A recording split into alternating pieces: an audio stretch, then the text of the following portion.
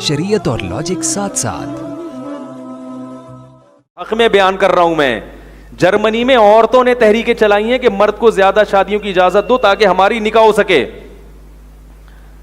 लेकिन चूंकि असेंबली में जो लोग थे वो खुद कानून साज थे, उन्होंने इजाजत नहीं दी और बेड़ा गर्क हो गया।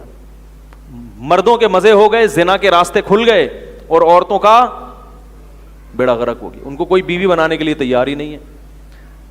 यहां भी अल्लाह ने कानून खुद बना दिया आसमान से। अब चाहे मुफ्ती की अपनी बेटी पे सोकन आ रही हो, ठीक है ना, जो मुफ्ती फतवा देने वाला है, मैंने कई उलमा को देखा है उनकी बेटियों पे सोकन आई, परेशान हो गए, लेकिन हराम नहीं कह रहे। क्यों कह रहे हैं? यार कुरान में लिखा हुआ है, मैं किस मुंह से फिर लोगों को बोलूंगा कि ये कुरान कैसे तब्दील कर दूं मैं।